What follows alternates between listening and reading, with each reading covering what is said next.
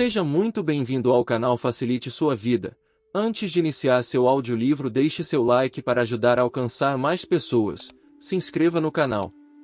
Compartilhe esse vídeo com um amigo. Mais informações no box de informações. Gratidão profunda. O sonho acordado. Quando uma possibilidade potencial se manifesta como realidade, a superfície do espelho duplo mostra uma imagem simétrica. O setor do espaço metafísico alternativo fica de um lado do espelho e sua manifestação material fica do outro. Todos os seres vivos estão equilibrados na beira do espelho porque seu corpo e mente se relacionam com o mundo material enquanto sua alma permanece inseparavelmente conectada ao espaço alternativo.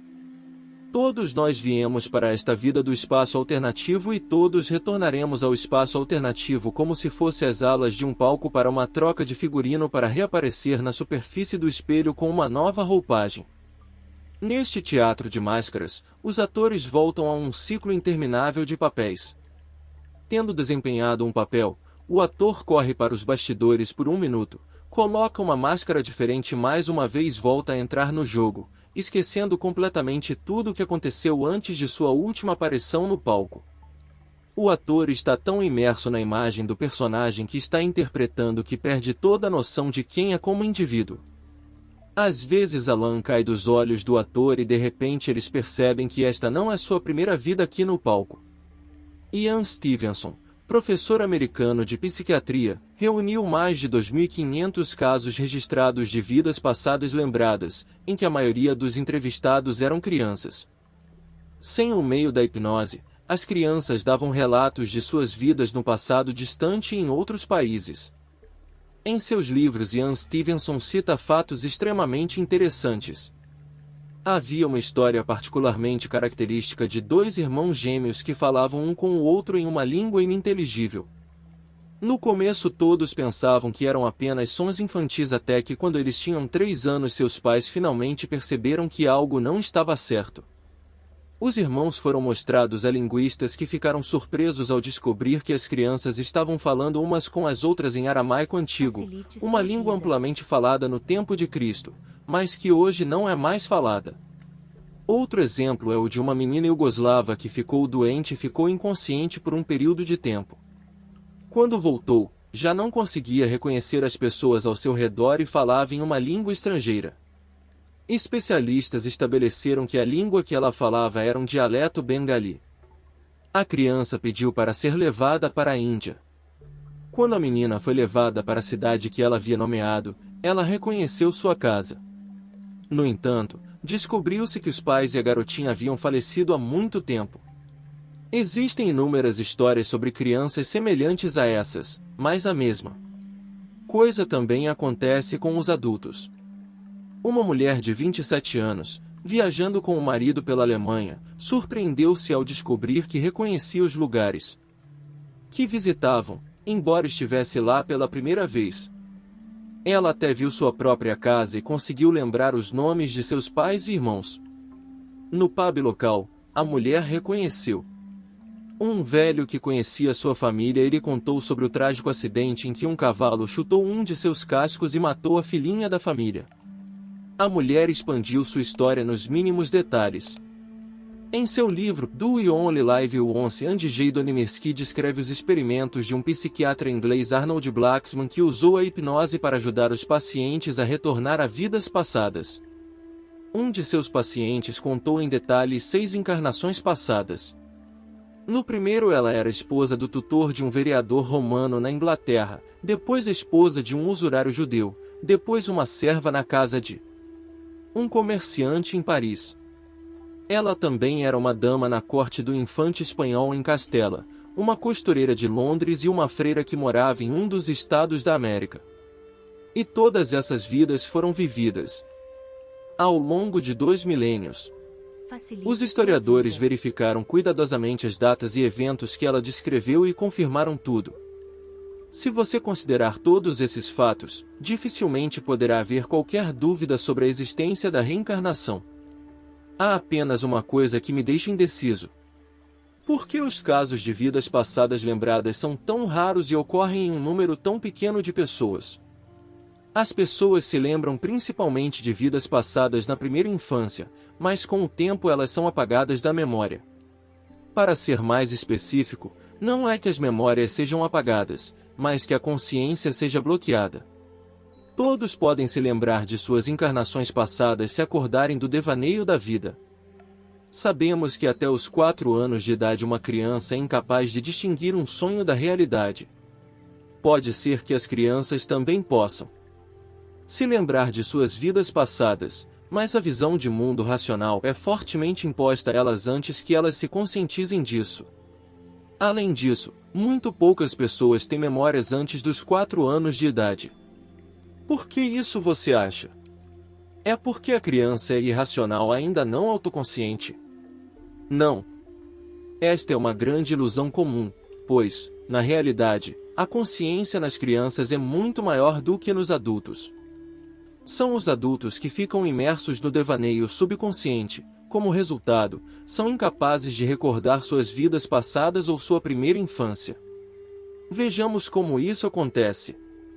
Quando a alma renasce em um novo corpo, ela fica em segundo plano, enquanto a mente assume a posição de liderança. Então, o que é a mente? Desde o momento do nascimento, a mente é uma folha de papel em branco na qual qualquer coisa pode ser escrita. Desde o início, um modelo é colocado na folha de acordo com o qual o indivíduo percebe a si mesmo e a realidade do seu dia a dia. Quanto mais detalhado for o modelo, maior será o abismo entre o coração e a mente. A consciência da realidade de um indivíduo será exatamente o que foi ensinado que deveria ser. A consciência pode ser dividida em 2 níveis.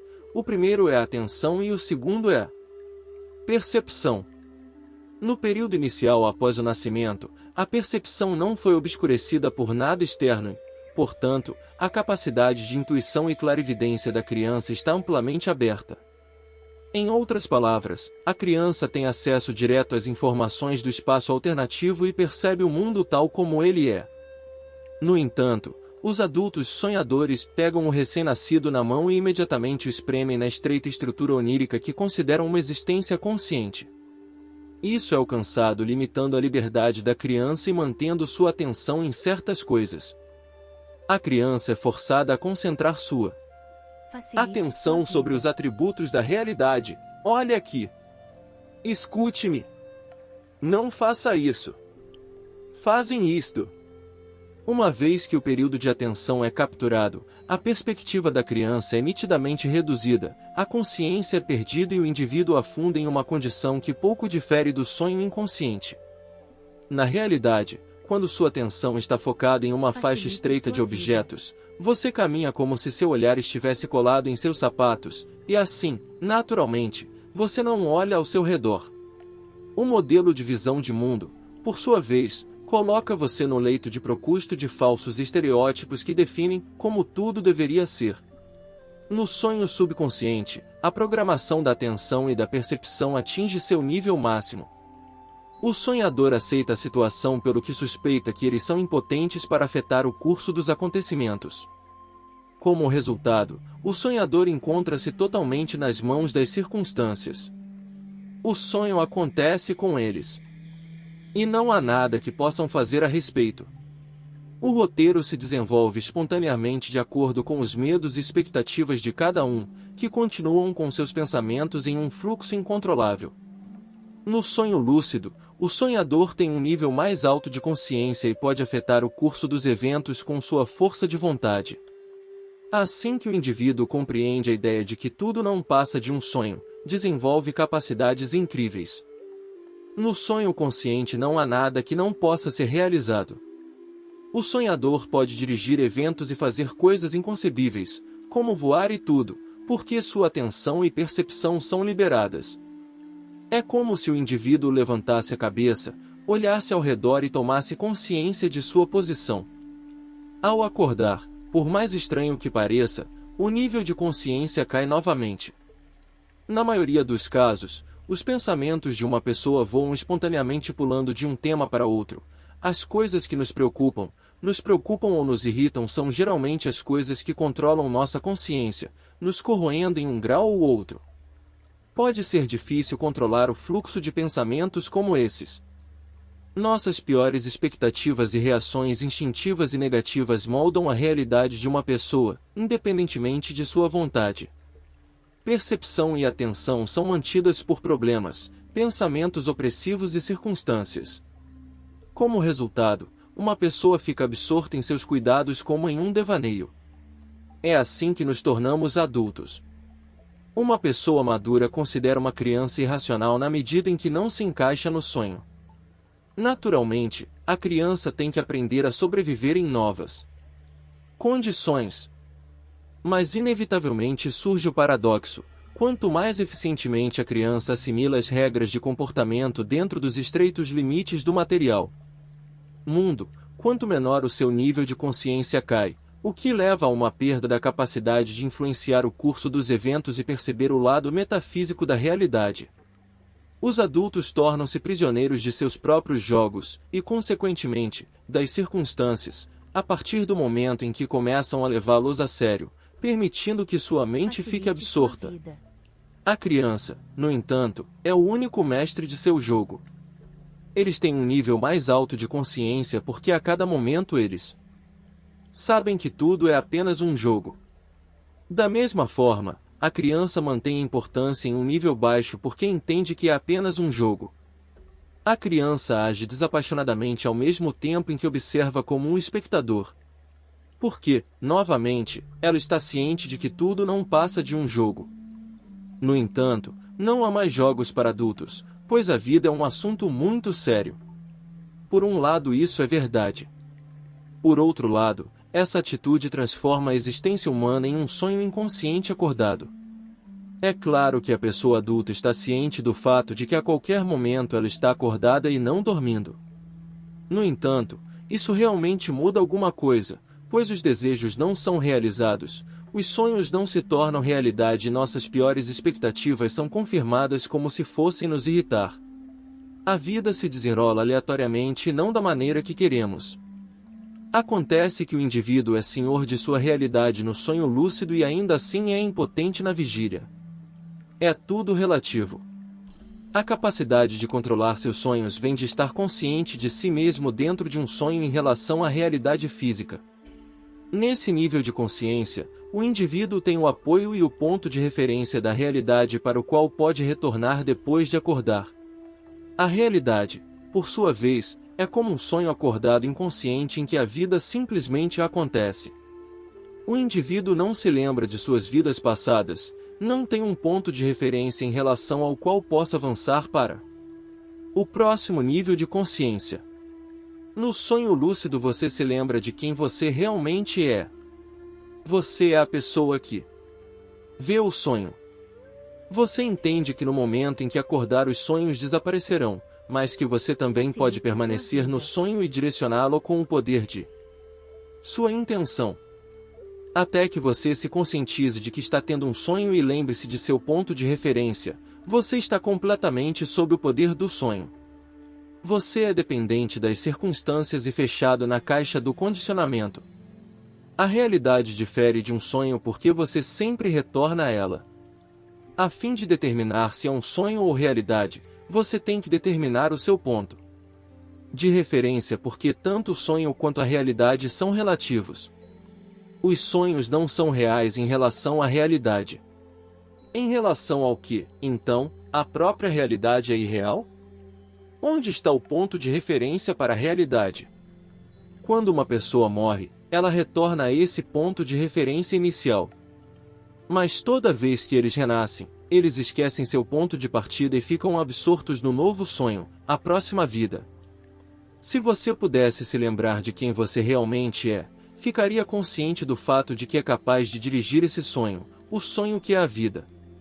Isso é incrivelmente difícil de fazer e a dificuldade está no fato de que você tem que mudar o modelo de sua visão de mundo.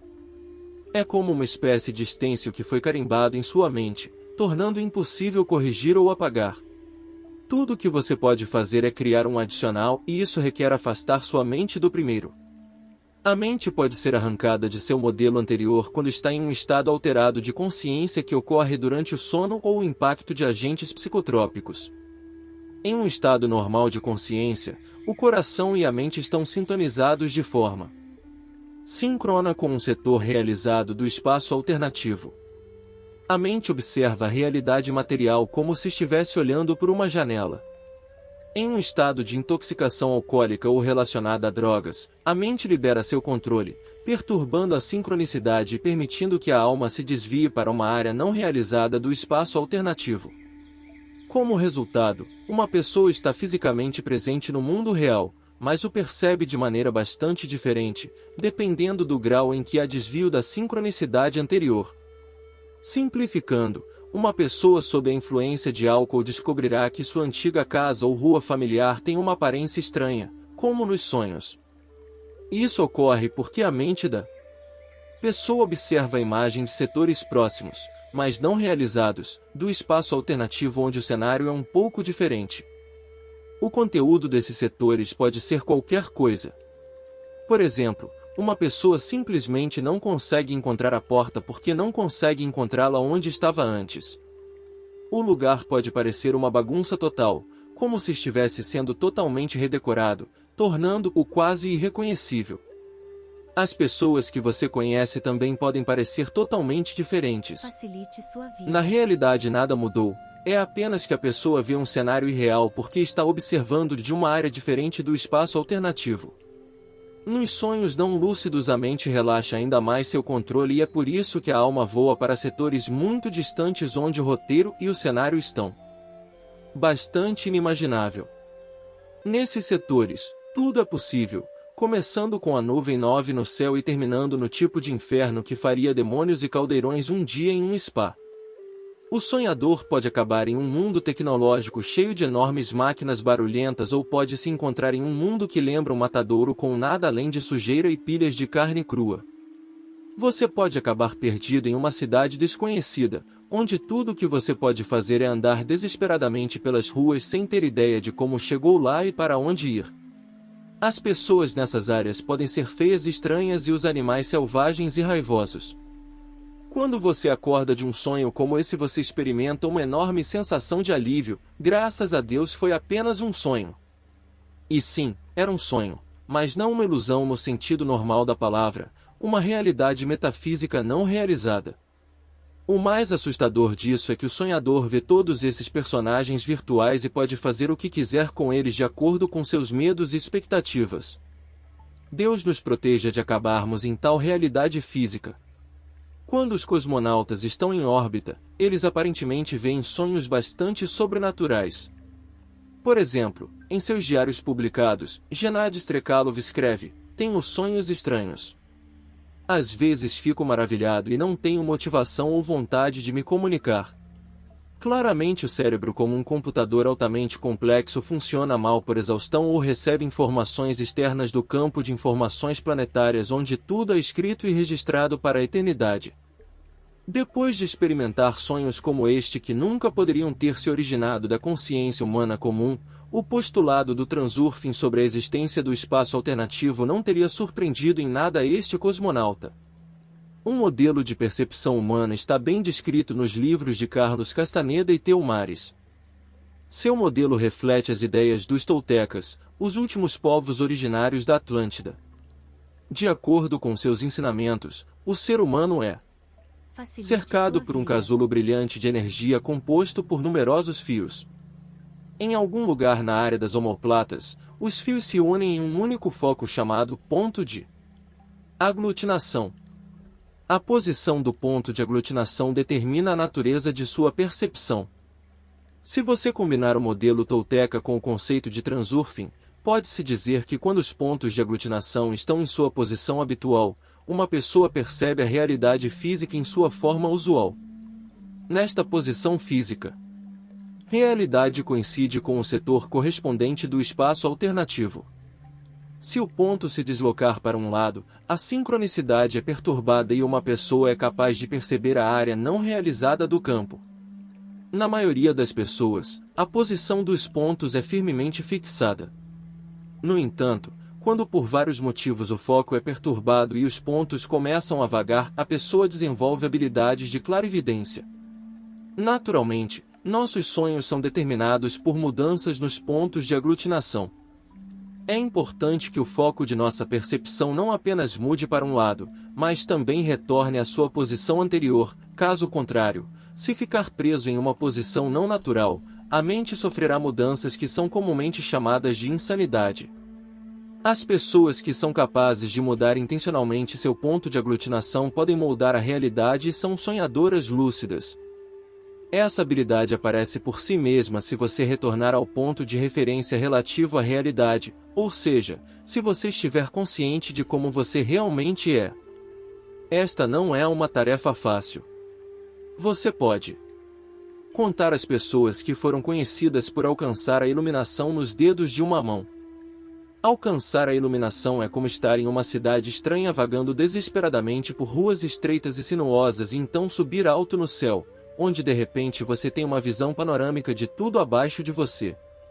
Como uma linha na palma da sua mão, o caminho para o seu objetivo se torna instantaneamente óbvio. Transurfing não vai te levar à altura de um pássaro, mas vai te mostrar um caminho que você pode percorrer com os olhos fechados. Para acordar em um sonho você tem que ter um ponto de referência. Você entende que é um sonho quando se lembra de que existe outra realidade, a verdadeira realidade. Seu ponto de referência pode ser o conhecimento de que na vida você pode elevar sua consciência um degrau ou pelo menos meio degrau, e que isso por si só já é bastante coisa.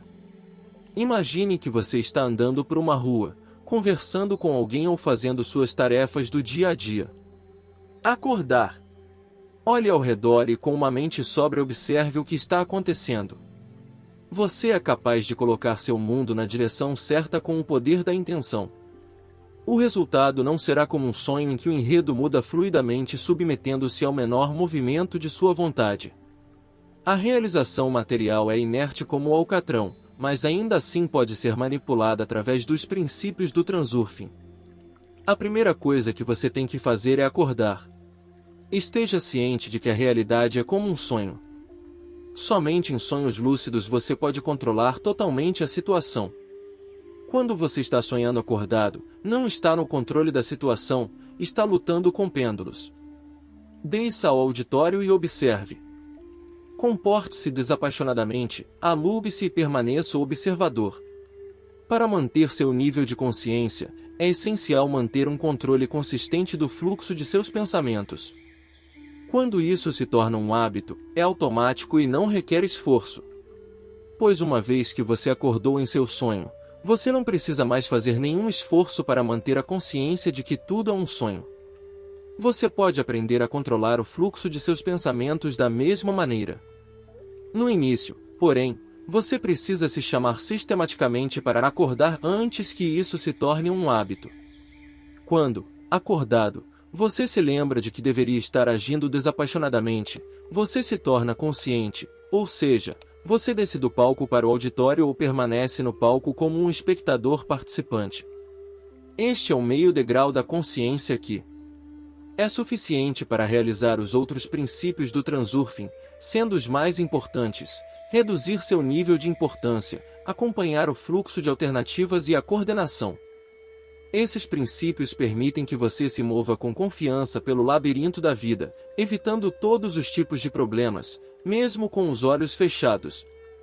Mais adiante no texto, você aprenderá mais sobre o próximo instrumento poderoso que você pode usar para moldar sua realidade, que é o espelho duplo. Completamos este tópico com mais uma pergunta: se em algum lugar do espaço alternativo existe um ponto de referência anterior à sua vida atual em relação ao qual a realidade parece um sonho, então o que marcaria a origem desse ponto de referência inicial? Obviamente, o próprio Deus Todo-Poderoso. A alma de cada ser vivo é uma parte de Deus. Cada vida é um sonho. Você poderia continuar perguntando: existe um ponto de referência inicial para o próprio Deus? Que aqueles que gostam de ser nutridos pela esperança lutem com esta questão. É o mesmo que perguntar se existe algo além do universo visível.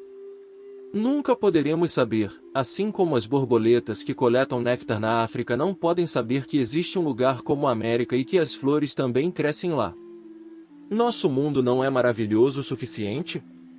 Por que devemos constantemente exigir uma explicação para tudo quando podemos simplesmente desfrutar do néctar das flores que podemos alcançar?